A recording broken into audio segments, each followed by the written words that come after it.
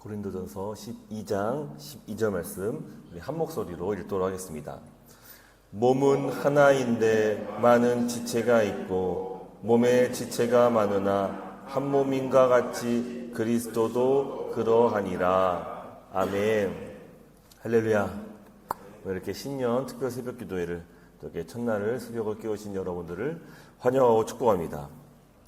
우리는 지난 주일에 우리는 그리스도의 몸이다 라는 말씀을 통해서 이제 서로 연결되어 있는 한 몸이라는 사실을 같이 나눴습니다.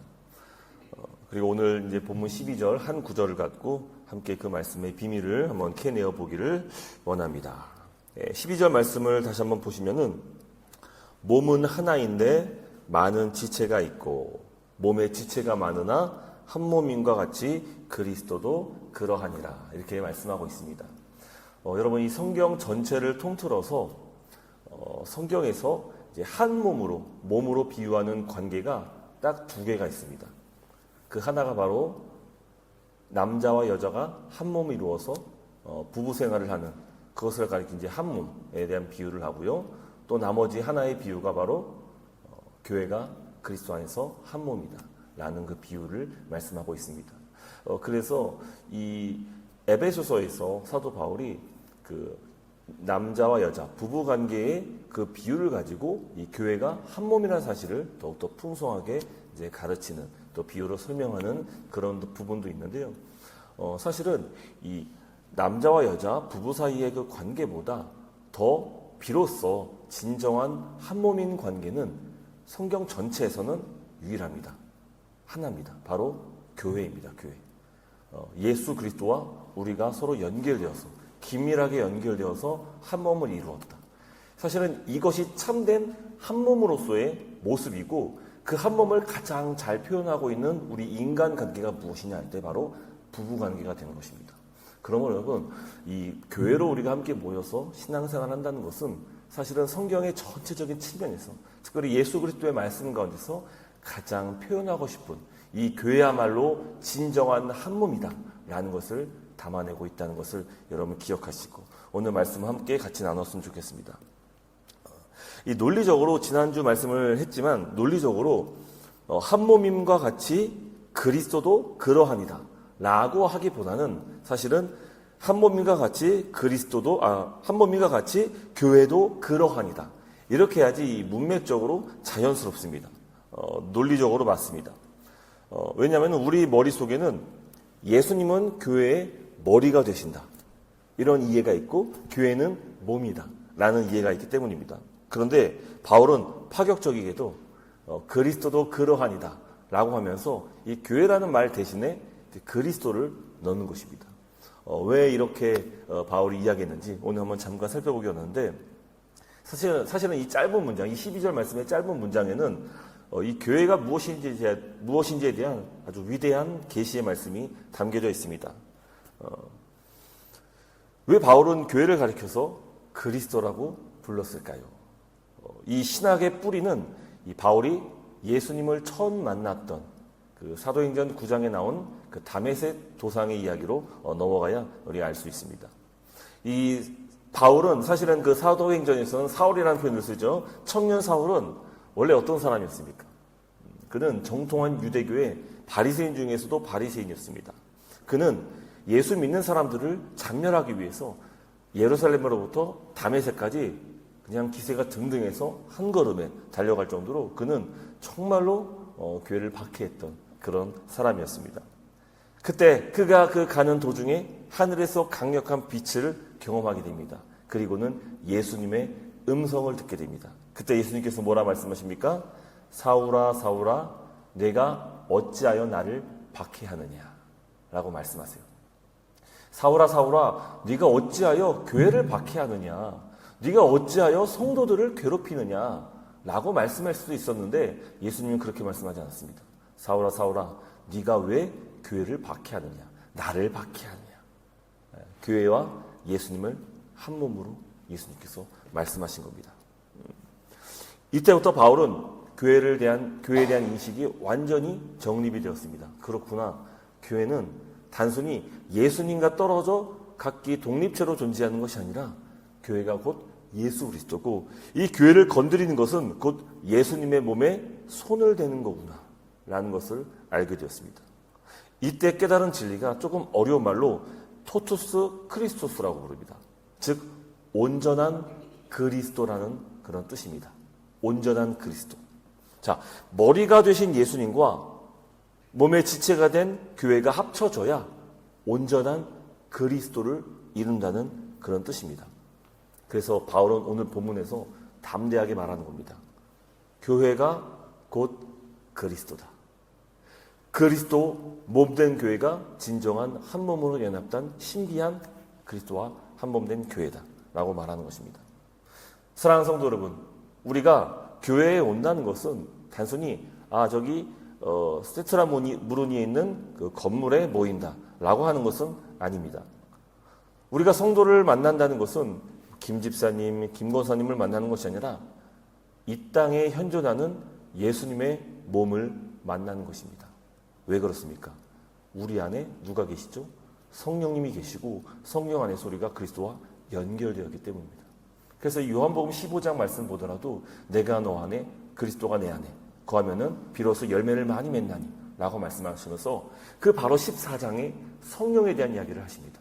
그 성령 안에서 우리가 진정한 그리스도와 연합을 이룬다는 것을 이제 예수님께서 설명하시고 비유하신 것이죠. 물론 제자들은 그때는 그 이야기를, 그 예수님 말씀을 이해하지 못했습니다. 하지만 나중에 가서야 이제 비로소 사도행전 2장의 성령의 강림의 그 시대를 맞이하고는 그 깨닫는 지혜 능력이 생긴 것이죠. 이 교회라는 것이 단순히 사람들의 모임이 아니구나. 우리 안에 성령이 계심으로 예수 그리스도와 연합한 지체 한 사람 한 사람 모여서 온전한 그리스도의 몸을 이루는 것이 바로 교회구나. 그 교회의 신비를 비로소 사도들이 깨닫게 된 것입니다. 할렐루야. 교회가 예수님의 몸이라는 것은 서로 우리가 연결되었다는 것을 의미합니다. 그래서 지난주에 잠깐 언급했지만, 예를 들어서 저번 주에는 제가 손에 가시가 박히는 거 얘기했다면은 발가락에 무거운 물건이 딱 떨어져서 찍히면 어떻습니까?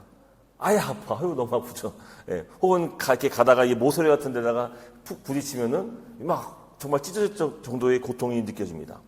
근데 그때 이 부딪힌 부위만 아픈 게 아니라 이 순식간에 신경을 타고 이 뇌까지 전달되어서 온몸 전체가 딱 아프다는 그런 딱 의식을 딱 갖게 되는 것이죠. 그리고는 비로소 입이 소리를 내는 거예요. 아예 아프다. 아예 아프다. 그러니까 온몸이 연결되는 거죠. 이것이 한 몸의 신비인 거예요. 그래서 왜 예수님께서 또 사도 바울이 이 교회를 한 몸으로 비유했느냐라고 할 때는 정말 이 한 몸이라는 비유 자체가 사실은 교회를 말하고 있는 것이기 때문이에요. 교회. 우리는 우리의 인체의 신비를 통해서도 교회가 무엇인지를 알 수 있는 거예요. 그렇구나. 교회는 서로 연결된 그리스도 안에서 한 몸이구나 라는 것을 우리로 깨닫게 하는 것이죠. 그래서 이것이 한 몸인과 같이 그리스도도 그러하니라 라는 그런 뜻이 되는 것입니다. 반동 땅에서 외롭고 떨고 있는 성도 한 명 있다면 그 외로움은 단지 그 사람의 외로움이 아닙니다. 우선은 우리의 머리가 되신 예수님께서 그 성도의 그 외로움을 체감하시고 깊이 느끼십니다. 그리고 그 예수님과 연결된 우리도 마땅히 그 아픔을 느끼는 것이 그게 건강한 몸입니다.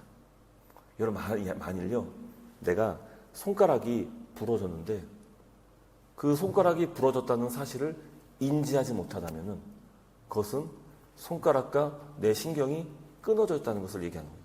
다른 말로 건강하지 못한 몸이죠. 건강하지 못한 몸입니다. 근데 교회가 딱 그렇습니다. 한 지체의 아픔이 그 사람 한 사람의 아픔으로 고통당하고 있다면 건강한 교회라고 볼 수 없는 것입니다. 왜요? 몸은 서로 연결되어 있기 때문입니다. 몸은 긴밀하게 그리스도 안에서 연결되어 있기 때문입니다. 그것이 바로 교회의 신비가 됩니다. 교회의 신비. 본문 12절엔 이렇게 우리에게 도전합니다.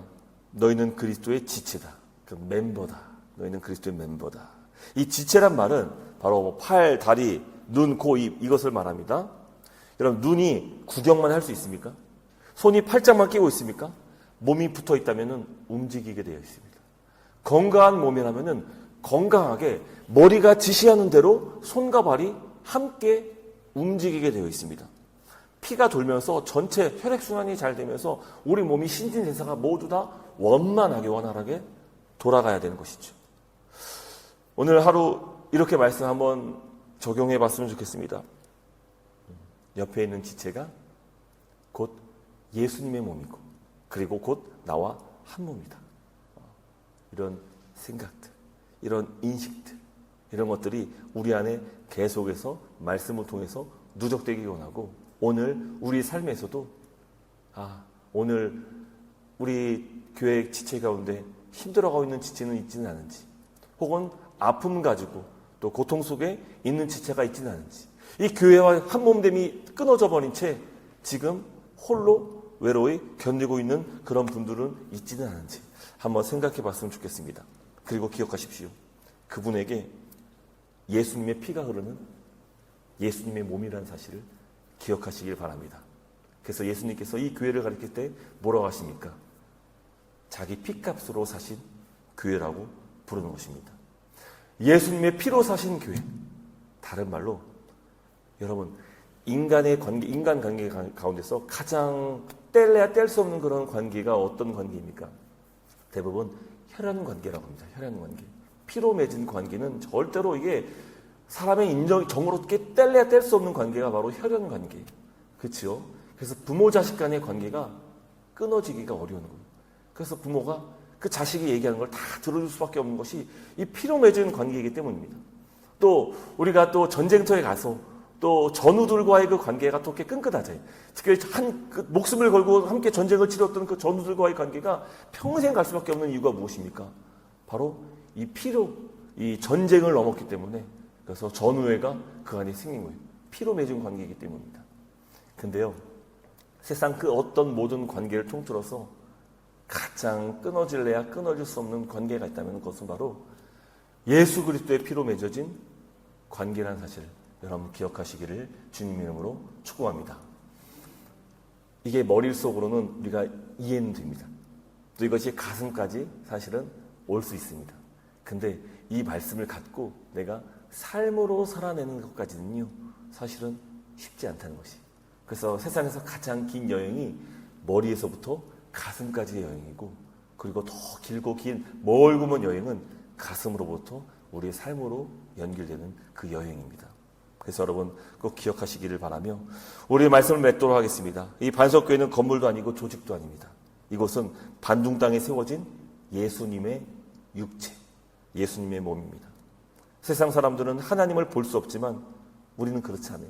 서로 사랑하면서 하나된 우리 교회를 볼 때 예수님이 저 지체 가운데 살아계시는구나. 예수님께 저 사람의 그 섬김과 헌신과 사랑과 믿음과 기도를 통하여서 역사하고 계시는구나. 우리는 교회를 통해서 예수 그리스도의 임재를 경험할 수 있는 것입니다. 할렐루야.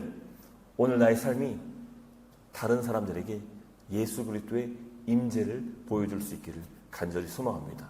그래서 우리 신앙생활이 그저 나 한 사람 복받자고 했던 그런 신앙생활에서 이제는 어떻게 바뀌어야 됩니까? 나를 통해 우리 지체들이 예수님을 볼 수 있겠구나. 저 사람을 통해서 우리가 지금 예수 그리스도께서 우리 교회에 현존하고 있음을 우리가 볼 수 있구나.